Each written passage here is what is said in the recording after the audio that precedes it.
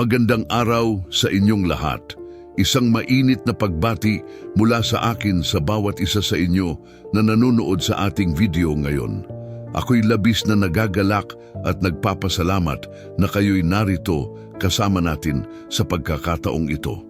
Sa ating pagdiriwang ng pananampalataya, nais kong imbitahan kayo na sama-samang lumapit sa ating Diyos na puno ng pagmamahal at awa, na handang magbigay ng kaginhawahan at pag-asa sa ating mga puso.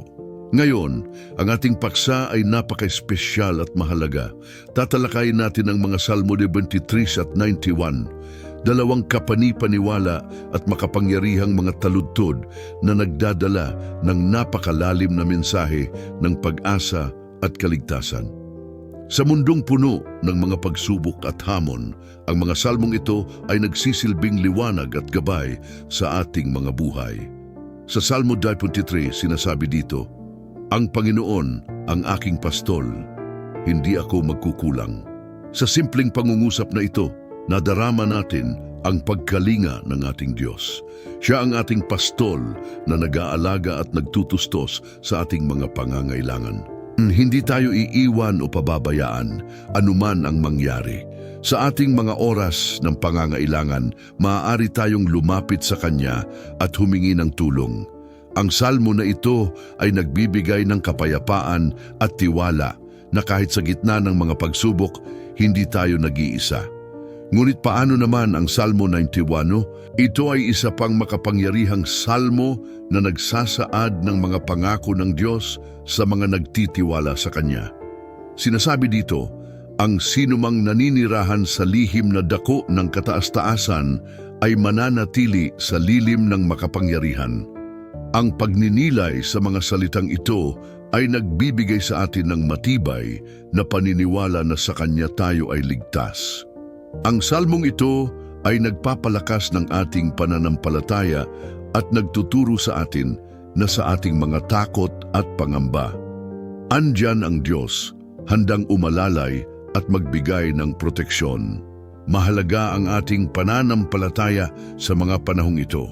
Marahil ay may mga pagkakataon sa buhay na tayo'y naguguluhan o nadidismaya. Para sa mga nasa ganitong sitwasyon, nais kong hikayatin kayo na magkomento sa ibaba. Ibahagi ang inyong mga karanasan at mga panalangin. Nandito tayo upang suportahan ang isa't isa at sa ating mga komento, maaari tayong magbigay ng lakas at pag-asa sa bawat isa. Nais ko ring anyayahan kayong mag-subscribe sa ating channel kung hindi pa kayo nakasali. Sa pamamagitan ng pag-subscribe, makakasama ninyo kami sa mga susunod na mga mensahe ng pag-asa at inspirasyon.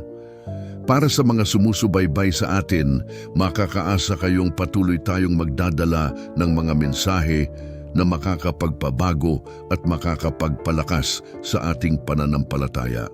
Habang tayo'y nag-uusap tungkol sa mga salmo, nais kong ipaalala na ang mga ito ay hindi lamang mga salita, kundi mga buhay na mensahe na nagmula sa ating Diyos. Kung tayo'y may mga karamdaman, hindi lamang pisikal kundi pati na rin emosyonal at espiritual, maaari tayong lumapit sa Kanya at sa pamamagitan ng mga salmo, tayo'y makakatanggap ng ating mga kagalingan. Sa ating pagninilay sa mga taludtod, hayaan natin ang mga ito na pumasok sa ating puso at isipan. Buksan natin ang ating mga puso sa mga pangako ng Diyos na nakapaloob dito. Habang nagiging bahagi tayo ng pag-aaral na ito, naway madama ninyo ang Kanyang presensya at pagmamahal. Kaya't samahan niyo ako sa paglalakbay na ito ng pananampalataya at pag-asa. Tayo'y magsimula ng isang bagong kabanata, isang pagkakataon upang tumanggap ng kagalingan at kapayapaan sa ating mga buhay. Magtiwala tayo na ang ating Diyos ay handang kumilos at magbigay ng mga himala sa ating mga buhay, at sa Kanya lahat ng bagay ay posible. Huwag kalimutang ibahagi ang ating video sa inyong mga kaibigan at pamilya upang sila rin ay makasama natin sa paglalakbay na ito. Sa bawat hakbang, sama-sama tayong magtitiwala at mananalig. tayo'y naglalakbay ng may pag-asa at sa ating pagkakaisa magagawa nating makamit ang mga bagay na tila imposible. Magsimula na tayo. Ang Salmo 23:103 ay nagbibigay sa atin ng isang makapangyarihang mensahe tungkol sa presensya ng Diyos sa ating buhay. Sa talatang ito, ang Diyos ay inilarawan bilang isang mabuting pastor na nag-aalaga at naggagabay sa kanyang mga tupa. Ang pagkakaroon ng ganitong imahen ay nagpapahayag ng tiwala at kapayapaan na nagmumula sa kanyang pagmamahal at pangangalaga.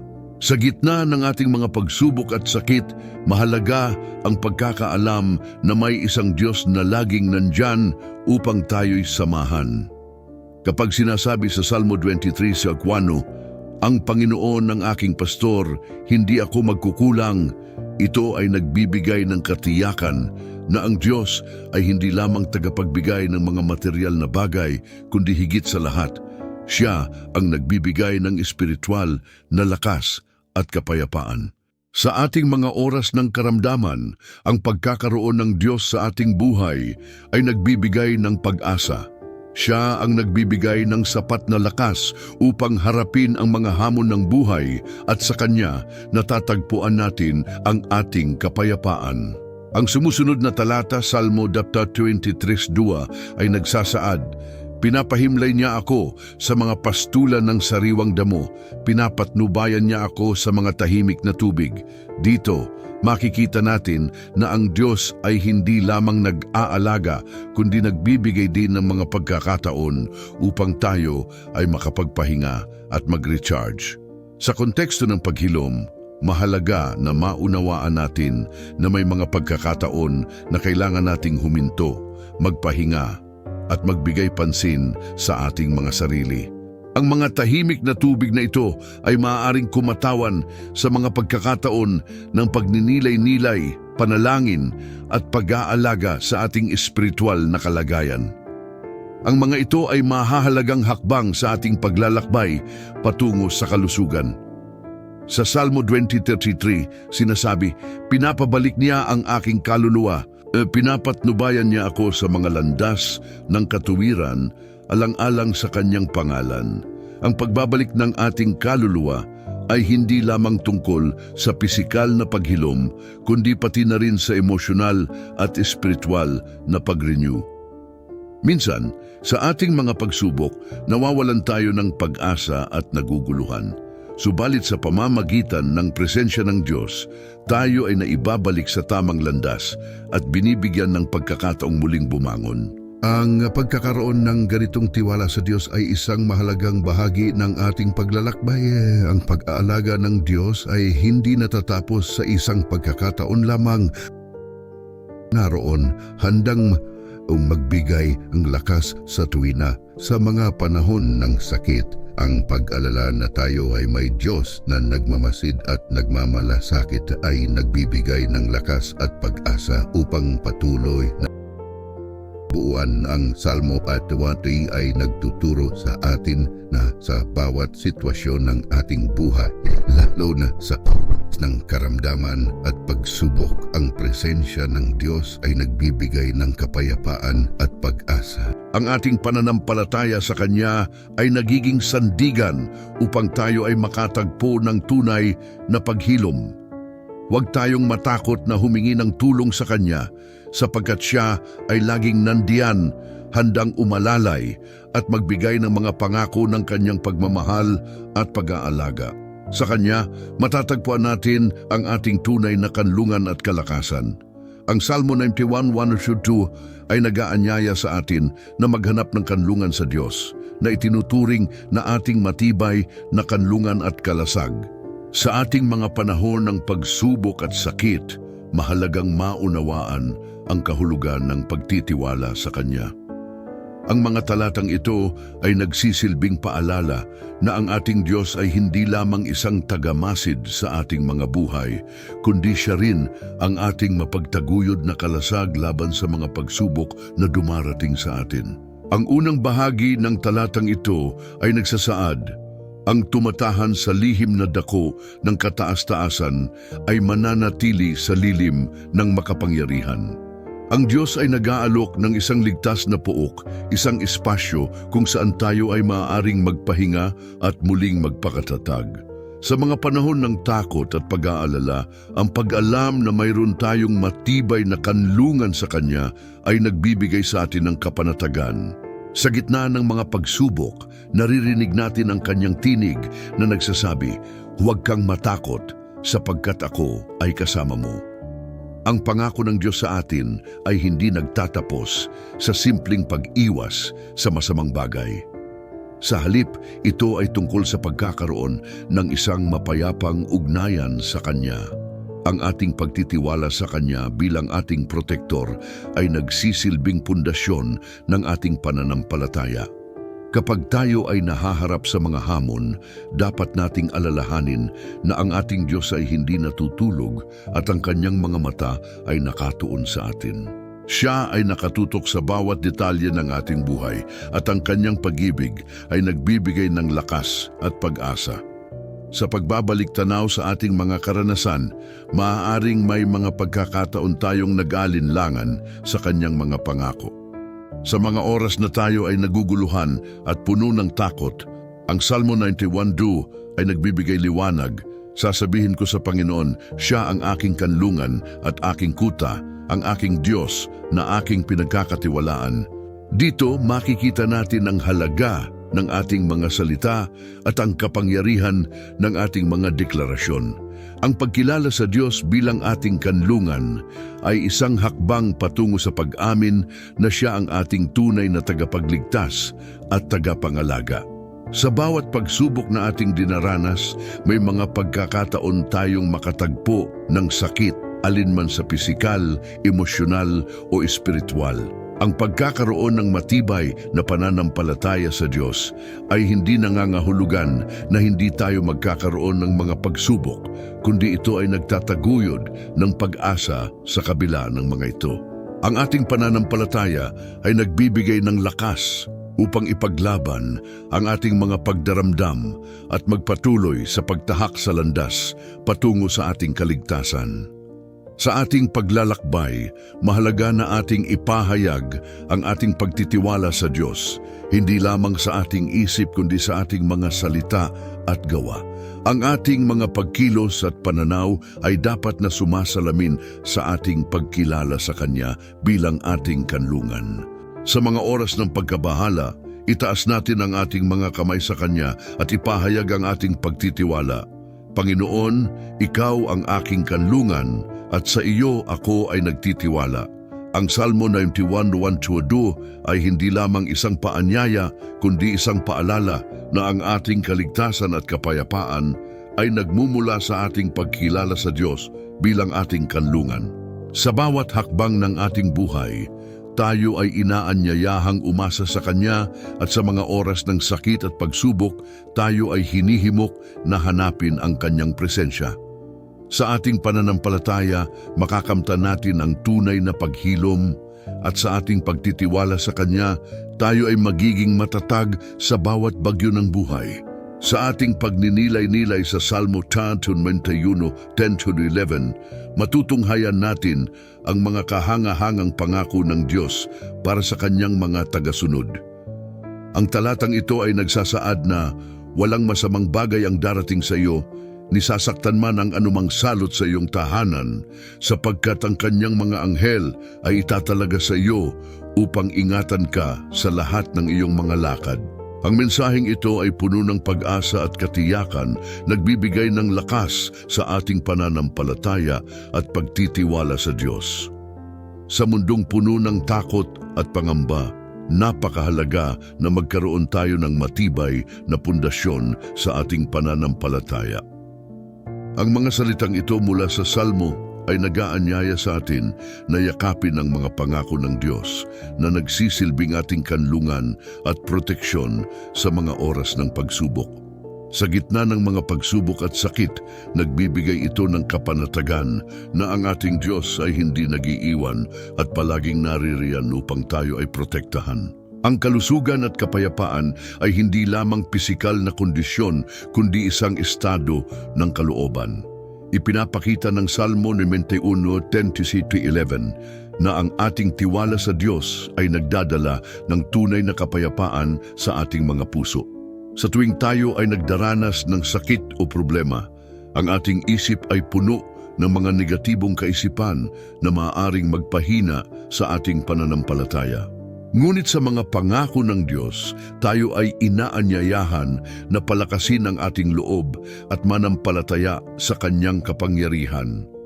Ang mga salitang walang masamang bagay ang darating sa iyo ay hindi nangangahulugang tayo ay walang karanasan sa mga pagsubok. Sa halip, ito ay nagsasaad na sa gitna ng mga pagsubok, ang Diyos ay nariyan upang tayo ay tulungan at ingatan. Ang Kanyang mga anghel ay ipinapadala upang maging ating mga tagapangalaga na nagbibigay ng proteksyon at gabay. Ang mga pangako ng Diyos ay hindi lamang mga salita kundi may kasamang kapangyarihan na nagbibigay diin sa ating pag-asa. Madalas tayong nalulumbay at naguguluhan sa ating mga karanasan sa buhay. Subalit, kung tayo ay mananatili sa Kanyang mga pangako, magkakaroon tayo ng lakas na harapin ang anumang hamon na dumarating. Ang pagkakaroon ng malalim na relasyon sa Diyos ay nagbibigay daan sa atin upang maranasan ang Kanyang pag-ibig at pagkalinga na nagiging dahilan upang tayo ay makapagpatuloy sa kabila ng mga pagsubok. Ang pag-asa at kaligtasang dulot ng ating pananampalataya sa Kanya ay hindi lamang para sa ating sarili, kundi para din sa ating mga mahal sa buhay. Kapag tayo ay nagtitiwala sa Diyos, nagiging inspirasyon tayo sa iba na manampalataya at umasa. Sa ating mga salita at gawa, nailalarawan ang kapangyarihan ng Diyos na nagdadala ng pag-asa sa mga tao sa ating paligid. Sa ating mga pagsubok, tayo rin ay nagiging liwanag na nag-uudyok sa iba na lumapit sa Diyos at tumanggap ng Kanyang mga pangako. Ang ating paglalakbay sa pananampalataya ay isang proseso. Minsan, maaaring mahirap ang magtiwala sa mga pangako ng Diyos.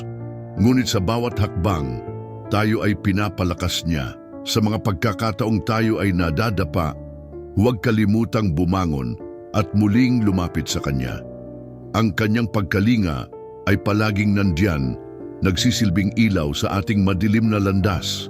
Sa mga oras ng pangangailangan, ang pagninilay sa mga pangako ng Diyos ay nagiging sandigan natin, nagbibigay ng lakas upang tayo ay magpatuloy.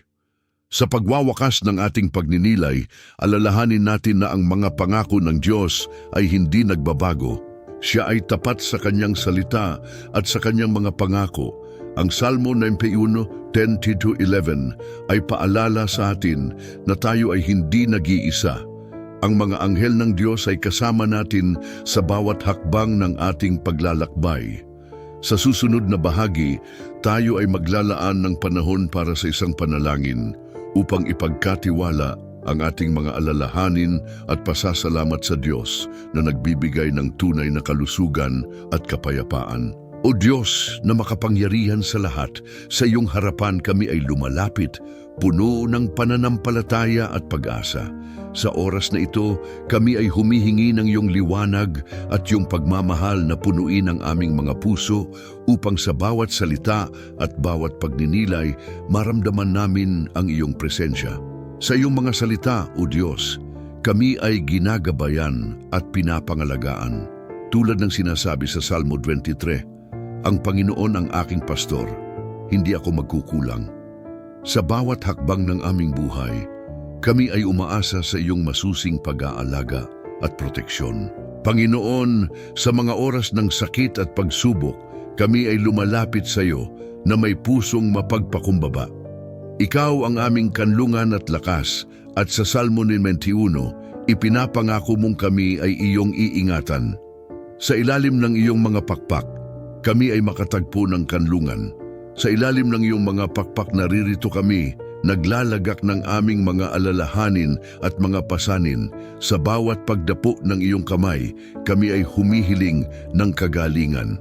Sa bawat sulok ng aming mga puso, kami ay nagdarasal ng kalinisan at pagkakasundo.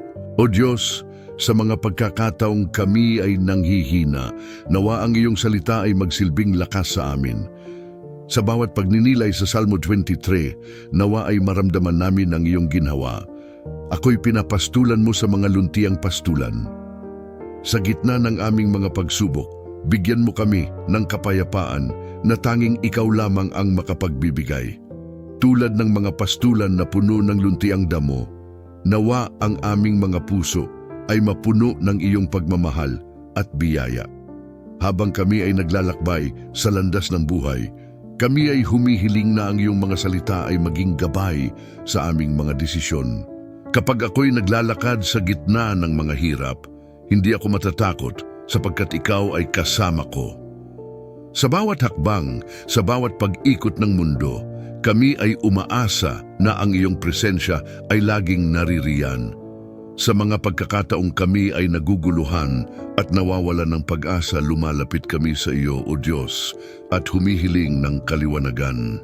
Panginoon, sa mga pagkakasakit at mga pagsubok na dinaranas namin, kami ay nagdarasal na ang iyong mga pangako ay matupad sa aming mga buhay. Ang banta ng mga kaaway ay hindi makakalapit sa akin. Sa iyong mga salita, kami ay nagiging matatag at matibay. Nawa ang iyong kapangyarihan ay magdala ng kagalingan sa bawat sugat ng aming katawan at kaluluwa. Sa bawat patak ng luha na aming naipuhon, nawa ay maging simula ito ng bagong pag-asa at bagong lakas. Sa mga oras ng takot at pangamba, kami ay humihiling ng iyong kapayapaan. Ang iyong katotohanan ang aking kalasag at aking baluti. Sa iyong katotohanan, kami ay nagiging matatag. Nawa ang iyong liwanag ay magbigay ng liwanag sa aming landas. Sa gitna ng dilim, ang iyong pagmamahal ay nagiging gabay at inspirasyon. Sa bawat sandali ng aming buhay, nawa ang iyong mga salita ay maging aming kalasag laban sa anumang masama. Diyos, kami ay patuloy na humihingi ng iyong tulong at gabay. Sa bawat pagkakataon na kami ay nahihirapan, nawa ay maiparamdam mo sa amin na kami ay hindi nag-iisa. Ang iyong mga pangako ay hindi matitinag at kami ay nagtitiwala sa iyong mga plano para sa amin. Sa mga pagkakataong kami ay nauubos na ng lakas, nawa ang iyong pagmamahal ay magbigay ng bagong sigla sa aming mga puso. Patuloy kaming nananalangin na ang iyong mga salita ay maging ilaw sa aming daan. Ako'y magkakaroon ng kasiyahan sa iyong bahay sa mga araw ng aking buhay. Sa iyong tahanan, kami ay nagiging buo at ganap. Sa bawat pagbisita sa iyong mga salita, kami ay nakakahanap ng kapayapaan at kaginhawahan. Sa iyong mga yakap, kami ay nagiging ligtas at masaya. Panginoon, sa bawat pag-akyat ng araw at paglubog nito, kami ay nagbibigay ng pasasalamat sa iyong mga biyaya. Sa bawat araw na kami ay gumigising, kami ay umaasa na ang iyong pagmamahal ay patuloy na umaagos sa aming mga puso. Sa iyong mga salita, kami ay natututo at lumalago. At sa bawat hakbang ng aming buhay, kami ay nagtitiwala sa iyong mga plano. O Diyos, sa mga pagkakataong kami ay naguguluhan, nawa ang iyong mga pangako ay maging liwanag sa aming landas. Sa bawat hakbang, kami ay umaasa sa iyong gabay at pagmamahal. Patuloy kaming nananalangin na ang iyong mga salita ay magdala ng kagalingan at kapayapaan sa aming mga puso at isip. Sa mga oras ng pagsubok, nawa ay maiparamdam mo sa amin ang iyong pagmamahal at pagkalinga. O Diyos, sa mga pagkakataong kami ay nalulumbay at naguguluhan, kami ay lumalapit sa iyong mga bisig, humihingi ng kagalakan at pag-asa. Sa iyong mga salita kami ay nakakahanap ng lakas upang ipagpatuloy ang aming mga laban. Sa mga oras ng kawalang katiyakan, nawa ang iyong mga pangako ay magsilbing gabay na nagliliwanag sa aming landas. Ikaw ang ilaw ng aking daan. Ang aming panalangin, O Diyos, ay sana'y patuloy na magbigay ng liwanag sa aming mga puso at isipan. Sa bawat pag-ikot ng mundo, kami ay nakakaranas ng mga pagsubok na tila napakalalim at mahirap lampasan. Ngunit sa aming mga pagdududa at takot, Ang iyong katapatan at pagmamahal ang nagbibigay ng pag-asa. Hindi ko kayang gawin ito mag-isa. Kami ay nag-aamin at sa aming mga kahinaan, ikaw ay nariyan bilang aming katuwang. Sa bawat hakbang na aming tinatahak, kami ay nagtitiwala na ikaw ang nagbibigay sa amin ng lakas at katatagan. O Panginoon, sa mga oras na kami ay nag-iisa, naway maramdaman namin ang iyong presensya na sumasalamin sa aming mga puso. Sa mga sandaling tila kami ay nawawalay sa aming mga kaibigan at pamilya, ang iyong pagmamahal ang nagbibigay sa amin ng kagalakan at ng bagong pag-asa. Hindi ako nag-iisa, ang aming panalangin, sapagkat sa bawat hakbang, ikaw ay nariyan upang gabayan kami. Sa iyong mga kamay, kami ay ligtas, at sa iyong mga yakap, kami ay muling nabubuo. Sa mga pagkakataon na kami ay nahaharap sa mga pagsubok, kami ay humihiling ng iyong patnubay. Nawa ang iyong mga salita ay magsilbing ilaw sa gitna ng dilim at ang iyong mga pangako ay maging sandigan sa mga panahong kami ay nanghihina. Sa mga takot at pangambang bumabalot sa amin, kami ay humihiling ng iyong kapayapaan. Kapayapaan na hindi maunawaan ng sinuman ang aming dalangin. Na sa kabila ng mga alon ng buhay, kami ay patuloy na tumatayo, matatag at puno ng pag-asa. O Diyos, sa bawat sugat na dulot ng mga pagsubok, kami ay humihiling ng iyong kagalingan. Nawa ang iyong mga kamay ay humaplos sa aming mga sugat at ang iyong pagmamahal ay maghatid ng kaginhawaan. Sa bawat pagiyak, nawa ang iyong mga luha ng pagmamahal ay maging simula ng bagong pag-asa. Sa mga pagkakataong kami ay nawawalan ng pananampalataya, nawa ang iyong mga salita ay muling magbigay liwanag sa aming landas. Panginoon, sa mga pagkakataon na kami ay naguguluhan at walang katiyakan, kami ay humihiling ng iyong karunungan. Naway ipakita mo sa amin ang tamang landas na dapat tahakin. Sa bawat desisyon na aming gagawin, kami ay umaasa na ang iyong mga salita ay maging gabay at ang iyong mga pangako ay aming panghawakan. Sa lahat ng aking mga lakad, ikaw ang aking kasama, ang aming dalangin na sa bawat hakbang kami ay magtagumpay sa iyong ngalan. O Diyos, sa bawat araw na kami ay bumangon, kami ay nagpapasalamat sa mga biyayang iyong ipinagkakaloob. Sa bawat pagdapo ng araw sa aming mga buhay, kami ay nagagalak sa mga pagkakataong kami ay iyong pinapangalagaan. Ang bawat araw ay isang bagong simula ang aming panalangin, na sana sa bawat bagong umaga kami ay muling magpuno ng lakas at pag-asa.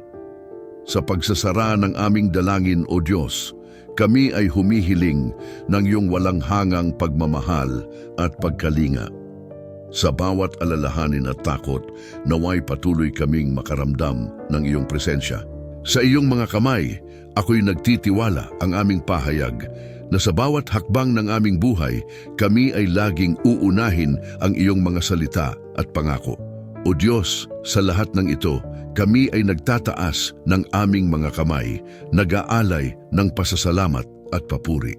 Nawa ang aming mga puso ay punuin mo ng iyong pagmamahal at biyaya. Sa ngalan ng iyong anak na si Jesus, kami ay nananalangin. Amen. Sa pagtatapos ng ating pagninilay-nilay sa mga Salmo 93 at 91, naway magdala ito sa atin ng kapayapaan at pag-asa. Ang mga salmong ito ay nagsisilbing paalala na sa kabila ng mga pagsubok at karamdaman, naroon ang ating tagapagligtas na handang magbigay ng kaginhawahan at lakas sa mga panahong tayo'y nangangailangan. Sa Salmo 23, tayo ay inilarawan bilang mga tupa na pinangangasiwaan ng mabuting pastol. Siya ang nag-aalaga sa atin, naglalakad sa ating tabi, at nagdadala sa atin sa mga pastulan ng kapayapaan. Sa mga oras ng takot at pangamba, maari tayong umasa na hindi tayo nag-iisa sapagkat ang kanyang pamumuno ay nagbibigay sa atin ng lakas at tapang. Sa Salmo 91 naman, tayo ay pinangakuan ng proteksyon at kaligtasan. Ang mga salita dito ay nagsisilbing kanlungan sa ating mga puso na nagsasabi na ang sinumang nagtitiwala sa Kanya ay hindi kailanman mapapahamak. Sa mundong puno ng mga hamon at panganib, ang pangako ng Diyos ay nagdadala sa atin ng katiyakan. Ang Kanyang mga pakpak ang ating kanlungan at sa Kanya tayo ay ligtas. Ang mga salin ng mga salmo na ito ay nagbibigay sa atin ng lakas upang harapin ang mga pagsubok ng buhay kasabay ng ating pananampalataya na tayo ay mayroong isang Diyos na nagmamalasakit sa atin sa bawat hakbang ng ating paglalakbay. Ngayon habang tayo'y nag-iisip sa mga pangako ng Diyos, naway lumalim ang ating pananampalataya. Ang ating mga karamdaman, pisikal man o espiritual, ay hindi hadlang sa Kanyang kapangyarihan. Maging ito man ay mga sugat na dulot ng sakit, pagkabigo o mga pasakit ng buhay, ang ating Diyos ay may kakayahang magbigay ng tunay na kagalingan. Sa bawat pag-iyak, sa bawat pagdaramdam, naroon siya handang lumapit at yakapin tayo ng Kanyang pagmamahal. Minsan ang mga sagot sa ating mga panalangin ay hindi agad dumadating. Ngunit sa ating paghihintay, naway magpatuloy tayong magtiwala at manghawakan sa Kanyang mga pangako. Ang Kanyang mga salita ay buhay at aktibo at sa Kanya ang lahat ng bagay ay posible. Huwag tayong mawalan ng pag-asa sapagkat ang Kanyang mga plano ay mas higit pa sa ating mga plano. Sa ating paglalakbay patungo sa kagalingan, naway ihandog natin ang ating mga pasakit sa Kanya. Tanggapin natin ang Kanyang pagmamahal at awa. Ang ating mga sugat ay maaaring maging bahagi ng ating kwento, ngunit hindi sila ang magiging wakas nito. Sa halip, ang ating mga karanasan ay magiging mga saksi sa Kanyang kabutihan at katapatan. Sa bawat hakbang, patuloy tayong lumapit sa Kanya, sa Kanyang mga salita at sa Kanyang presensya. Ngayon habang nagwawakas tayo, naway patuloy tayong magdasal, mag-isip at manampalataya sa mga pangako ng Diyos. Ang ating mga puso ay puno ng pag-asa at ang ating mga isip ay nakatuon sa Kanya. Huwag natin kalimutang ipahayag ang ating mga pasasalamat, hindi lamang sa mga sagot sa ating mga panalangin, kundi pati na rin sa mga pagsubok na nagbukas ng mas malalim na ugnayan sa Kanya. Magpatuloy tayong maging ilaw sa mundo at ipahayag ang Kanyang pagmamahal sa iba. Ang ating mga kwento ng pagtagumpay sa kabila ng sakit at pasakit ay maaaring maging inspirasyon sa iba. Tayo ay tinawag na maging mga tagapaghatid ng pag-asa at liwanag. Kaya't sa mga susunod na araw, dalhin natin ang mensahe ng pag-asa at kagalingan sa ating mga komunidad. Naway ang Kanyang kapayapaan ay sumainyo at ang Kanyang pagmamahal ay magbigay ng lakas sa bawat araw. Tayo'y magpatuloy sa ating paglalakbay na may pananampalataya at sama-sama nating asahan ang Kanyang mga dakilang gawa sa ating buhay.